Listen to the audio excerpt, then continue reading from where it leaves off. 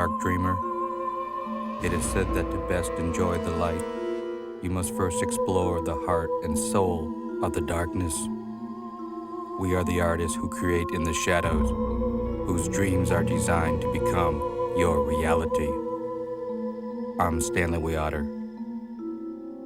Welcome to my world of the dark fantastic. Welcome to the world of dark dreamers.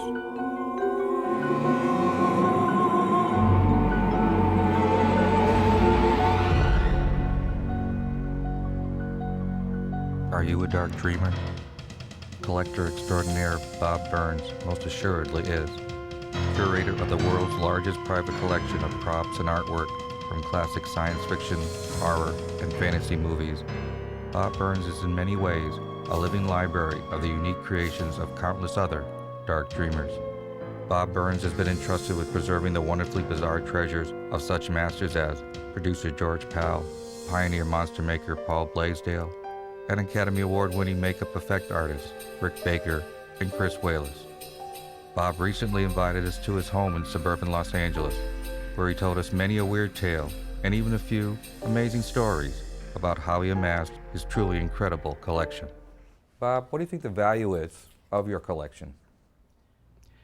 Geez, the value is very hard to say. Monetarily, it's almost impossible to say.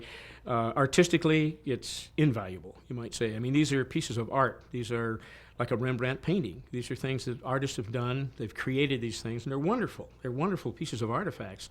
And they're movie history, and they've got to be saved as a result of that for generations to be able to see, especially the early stuff of how it was done in those days. Some of it's very crude, but on film it looks wonderful. And so I get students coming here once in a while to examine some of this stuff and see how it was built. I used to say I used to have stock in Blockbuster or something, because the movies I hadn't seen, they'd go and rent them after they were here, which I think is great because they're learning something.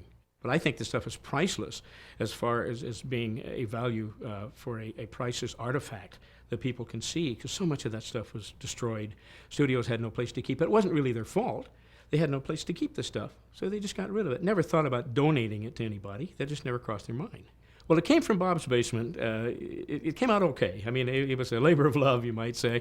John Micklig, this friend of mine, who had done some books before, G.I. Joe books and things, came to me with the idea a couple of years ago, and I said, no, nobody's going to care. Nobody's going to be interested in me or any of my stuff or anything.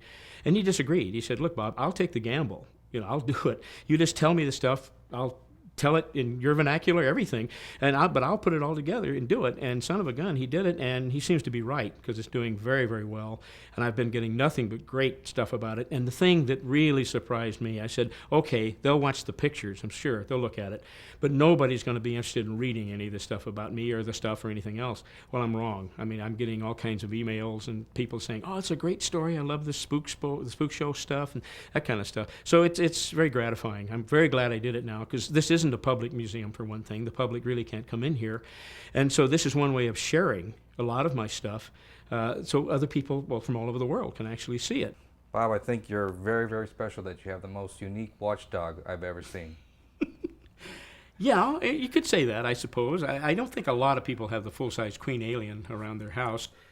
I do have the 40-foot in storage. I just don't have any room for it here. It would take up just about the whole museum.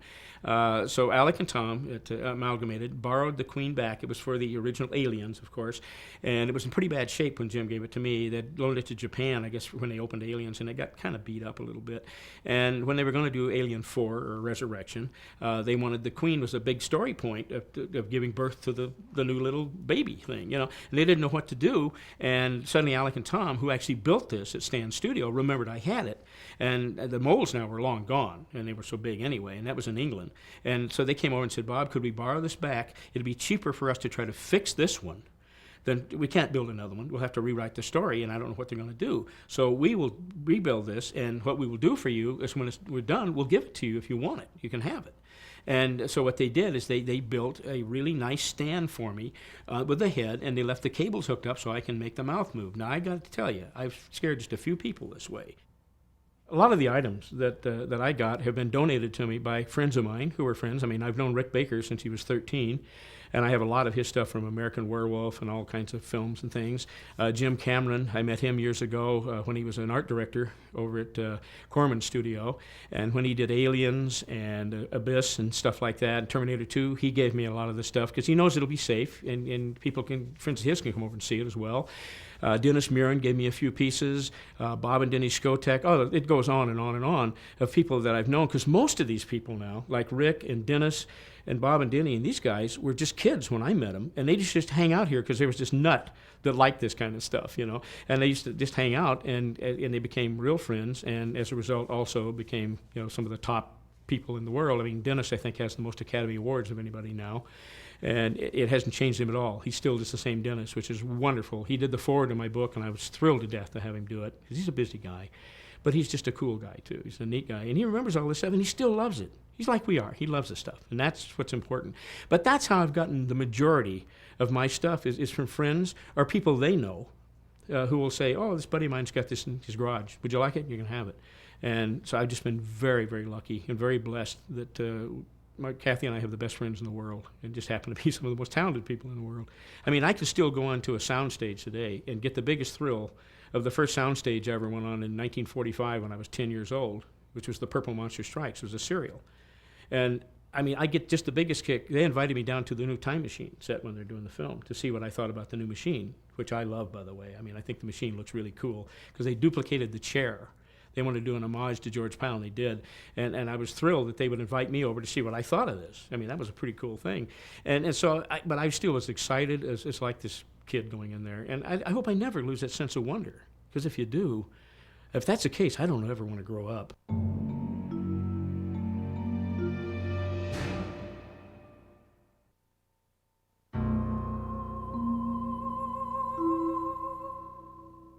King Kong is probably the rarest thing I have in the collection because there's only one of them. They built two puppets originally, and then when they did the film, the other puppet was torn down for parts to use in other puppets because they were tools to them. They weren't artifacts. They never thought about historical stuff because they had to be made hand by hand, and it saved them time. So the one I have was the one that ended up being the Son of Kong as well. And the friend of mine who was an animator, Phil Kellison, who actually gave it to me, took him. He still had the Son of Kong stuff on him when he first got him. And rubber goes one or two ways. It either dries and flakes and crumbles off, or turns into horrible bubble gum like sticky stuff and smells like a burnt automobile tire. Unfortunately, that's what happened to Kong, or Son of Kong. So he had him steam cleaned, and so to protect the armature. So now he's just a skeleton, but still looks like Kong. But yeah, he's probably the rarest piece I have, since that's the only one. And I mean, what an icon is King Kong. I mean, most of our sci-fi horror movies came from King Kong, let's face it. I mean, they really did. That's the movie that's still thought of today, even though it's crude by today's standards, of course. It was a marvelous, marvelous film. I mean, the film had heart, it had everything going for it. I mean, it's definitely one of my favorite films. And it's the one that the Smithsonian would love to get away from me someday. I mean, when we look around, there are so many pieces that are world famous. Everyone knows them. American Werewolf in London, for example. Yeah. Tell us about some of those pieces. Well, the American Werewolf in London, when Rick gave me those pieces, I was absolutely flabbergasted, because Rick doesn't give anything away. He just doesn't do it. But like I said, I've known him since he was 13. I guess he trusts me pretty much by now.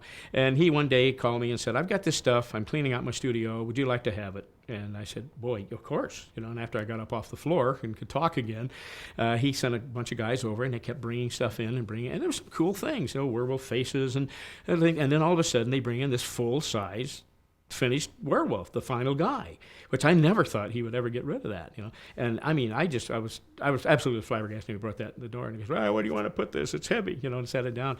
So that's how I got most of that stuff. And then Rick has given me other stuff from Gremlins 2 and a lot of different films that he's worked on. See, I don't feel I own any of this stuff. I'm the caretaker. They've entrusted this stuff to me, and I'm just taking care of it. And that's wonderful for me to be able to have that trust to do it, and I will never betray that trust. Like, you'll never see my stuff on eBay, I guarantee it. So it's, to me, everything I get is a treasure, and I feel the same about all of it. One of the persons that I think will be instantly recognizable to the viewers of the show is the showman, producer, director, William Castle. Tell us about him. William Castle was one of the nicest guys I ever met. I mean, you talk about a showman.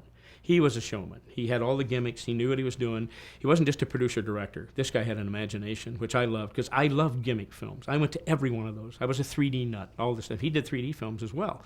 And I loved it. Well, I was stationed in Texas. My wife and I were there. I was in the Army.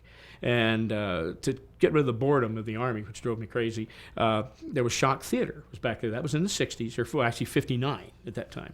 And so I used to watch the show. They had a host on it, and just a guy with a Hamburg, and said, "Good evening, ladies and gentlemen, here's our movie." And that was the end of it. Nothing. And I thought, gee, it'd be really cool to do something for that show. So I called him, and I said, "Look, if you'll pay just for the materials, my wife and I will build a monster for you for every show you want to do, if you want." And they said, "Let's try it." Well, we did it, and it was an immediate success. It really went well. And I did it through 59 through 60 until I got out of the Army. Well, in that time period, William Castle was coming into San Antonio to the Texas Theater, which is a big theater, to show The Tingler. And they wanted somebody to meet him at the airport and present him with something, And so they called the station and said, "Well, would you guys at Shock Theater like to do this?" And I said, "Oh, it would be cool. Yeah, I'd love to." So I tried to think of something to do, to present him something.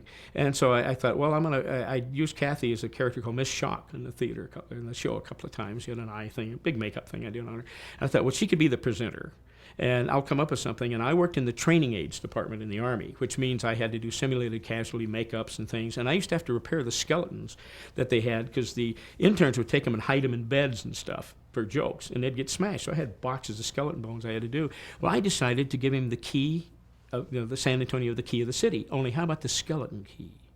So I actually made it out of real skeleton bones. The big part of the key was a hip bone, and finger bones became the ring for the key. It really worked out pretty cool. I was pretty happy with it. And so we met him. I did a werewolf makeup thing I had, and I drafted an Army buddy of mine, did sort of an ego guy on him, just an ego thing to run. And we all met him at the airport, went down and met him. And it was so cool. And he came out of the plane, and we gave him, Kathy as Miss Shock presented him with the key. And he was just a gracious man, great guy. And that's all we're supposed to do, and we're supposed to split. Well, he said, no, I'm going back to the hotel. You guys are coming with me. I got to get pictures of this. He said, "This is wonderful. I never expected this." We went back to the hotel and had a great party and stuff, and he shot all these great shots of Kathy presenting him the key and stuff.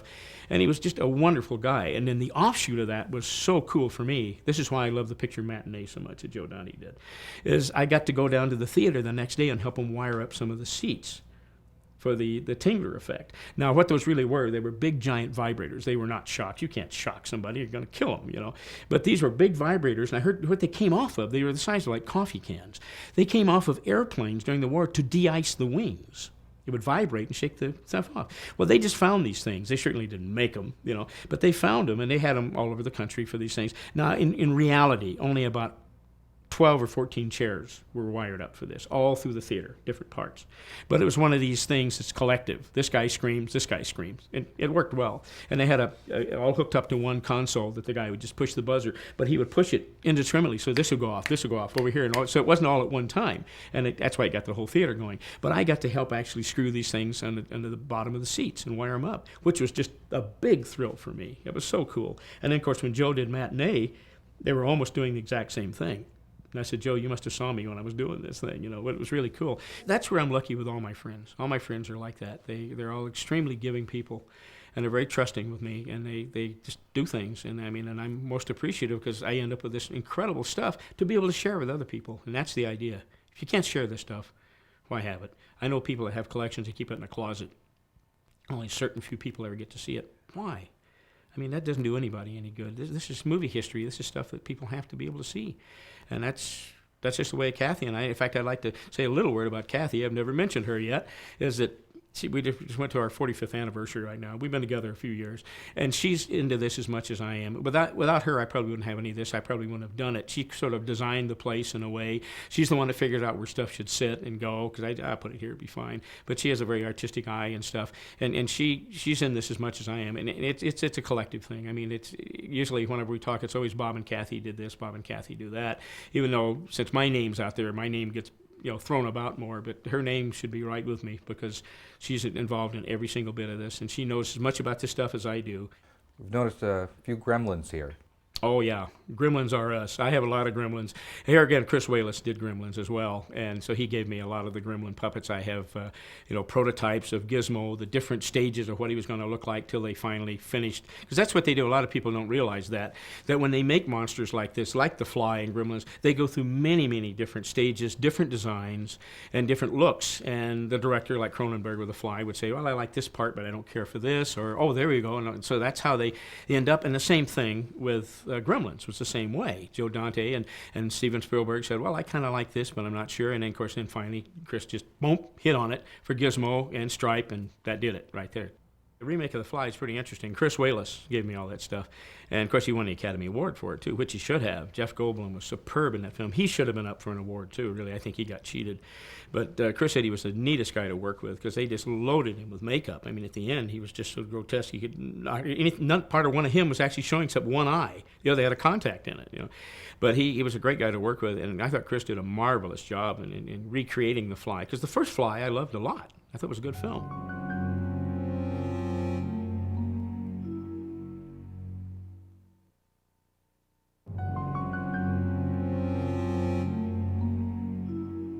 Creature from the Black Lagoon is looking over my shoulder. I see that, yeah. Now, tell us a little about our old friend, the creature. Well, he's been fed. He won't bother you, I don't think. Stay. Anyway, Chris Mueller sculpted that over at Universal originally. A gal named Millicent Patrick actually designed it. Now, Bud Westmore mostly got the credit, but he was the head of the makeup department, and they always got the credit. But he didn't really have much to do, honestly, with the film. It was, there were quite a few sculptors, but Chris did the actual head and hands and things like that. And then Jack Keevan was the guy that actually put Ben Chapman in the suit and also helped with Rico Browning. They had two creatures, of course.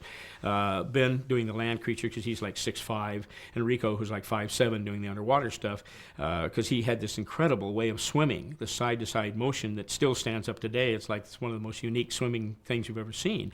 And he could hold his breath for about 5 minutes, which was another thing.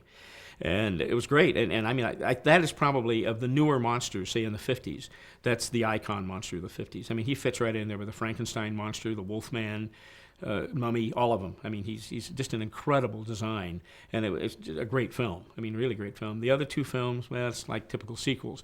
But the first creature film, and I saw it in 3D when it first came out, and I'm a 3D nut anyway, I love it. And it was so neat because actually the water would disappear on the screen, and the creature was actually floating a little bit out from the screen. I mean, that's the illusion, and it was pretty amazing. But it's an incredible creature. And Ben Chapman's a friend of mine who played the land creature, and he just loved doing the role. He just got the greatest kick out of doing that thing. It was just so much fun for him, and he got the role because he was a real big guy. But Bob, I understand this is actually a reproduction of the creature. Yeah, this creature from Black Lagoon I have here is a reconstruction. We did it for our Halloween show in 1982.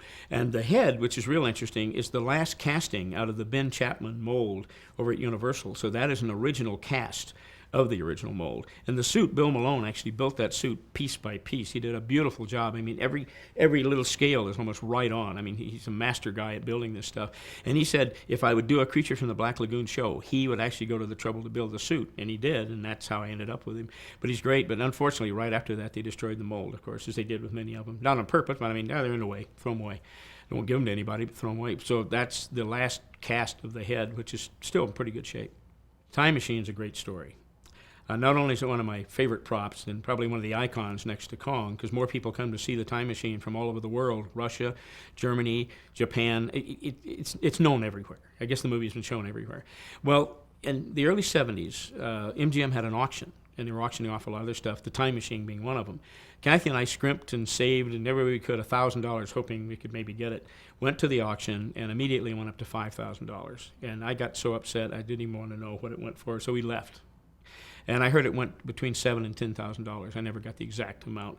But a guy that had a traveling show ended up with it. And he had like these big semi-trucks. And he had a couple of other props, I think the submarine from Lost Atlantis or whatever it was, And he would go around with it and he would show it. Well, he didn't take care of the props. It was a business venture to him, strictly. And like the big pods in the back, he didn't know they're supposed to glow red. Well, he didn't think about we should put red lights in there. He didn't figure that out. So he painted the inside of it red. Then it wouldn't transmit light. So he put photo floods now, regular 1,000-watt photo floods in there, and it just melted the plastic because it was heat-formed plastic. And he just didn't take care of it at all. Well, something happened. He eventually went out of business. I heard about it. I kind of keep track of it as much as I could. I had people telling me. And then we heard rumors that it was destroyed, it was vandalized, it was burned up, and all kinds of rumors. And I talked to George Powell about it, and George says, well, someday you're going to end up with that machine. I know you will, but I just don't know. I don't know where it is. I have no idea. And one day, I mean, this just shows you how happenstance, and George was right, because he was always very positive. I get a call from a friend of mine A friend of his, who I didn't even know, was in Orange, California, which is about 40 miles away from here, looking for props for a film. He was a prop man. He's looking for tables and vases. I mean, nothing, exotic. Looked in the back of the shop, and he saw the dish of the time machine sitting back there. So he said, I think that's that machine. He went back there. Now, the chair was missing out of it. The original chair was gone. The pods were broken. Everything else was there. And so he called Tommy, this friend of mine, and said, I think I found this machine thing your buddy's looking for. Well, within 3 hours later, Tommy and I were down at this place. Now, here's the kicker. It was a thrift shop. That's where I found it, a thrift shop. This guy evidently had gone out of business. They had the show. And they resold all the stuff off, for what reason, I don't know. And so he ended up with this thing because the chair was based on a real barber chair of the 1800s.